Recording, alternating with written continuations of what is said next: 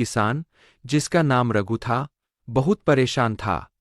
उसकी फसलें बर्बाद हो गई थीं और उसके पास खाने को भी कुछ नहीं था। वह दिनरात मेहनत करता, लेकिन किस्मत उसका साथ नहीं दे रही थी। एक दिन रघु ने गांव के लोगों से चिरकू के बारे में सुना और सोचा कि शायद यह सौभाग्यशाली तोता उसकी भी मदद कर सकता है। रघु ने तय किया कि वह चिरकू से मिलकर अपनी किस्मत बदलने की विनती करेगा। अगले दिन वह जंगल की ओर चल पड़ा और चिरकू को खोजने लगा। बहुत ढूंढने के बाद उसे चिरकू एक पेड़ की डाल पर बैठे हुए मिला। रघु ने बड़े ही आदर के साथ कहा। चिरकू ने रघु की बातें ध्यान से सुनी और उसकी आंखों में दया उमड़ आई। चिरकू ने अपनी चोंच में एक छोटी सी चमकती हुई पत्ती उठाई और रघु को देते हुए कहा, यह जादुई पत्ती है। इसे अपनी जेब में रख लो और जब तुम अपने खेत में काम करने जाओ तो यह पत्ती तुम्हारी किस्मत बदल देगी। रघु ने धन्यवाद कहा और वह पत्ती लेकर अपने घर लौट आया।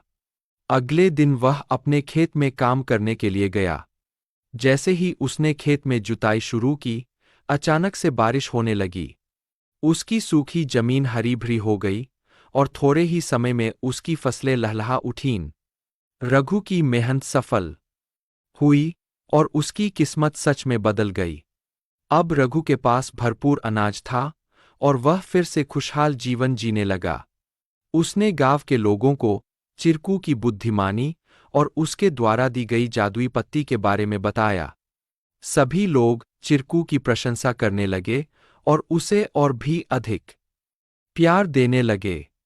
लेकिन चिरकू ने रघु को एक बात कही थी। याद रखना, यह पत्ती सिर्फ तुम्हारी मेहनत का साथ देगी। अगर तुम मेहनत करना छोड़ दोगे तो यह भी अपना जादू खो देगी। रघु ने चिरकू की बात समझ ली और कड़ी मेहनत जारी रखी। धीरे धीरे उसकी स्थिति पहले से बहुत बेहतर हो गई। वह गांव के सबसे सफल किसानों में से एक बन गया, लेकिन उसने कभी यह नहीं भूला कि उसकी सफलता में चिरकू और उसकी मेहनत का कितना बड़ा हाथ था। कहानी से सीख। इस कहानी से हमें यह सीख मिलती है कि किस्मत भी उन्हीं का साथ देती है जो खुद मेहनत करते हैं। सौभाग्य और अवसर तभी काम आते हैं जब हम अपने प्रयासों से उन्हें सही दिशा देते हैं। Please like, share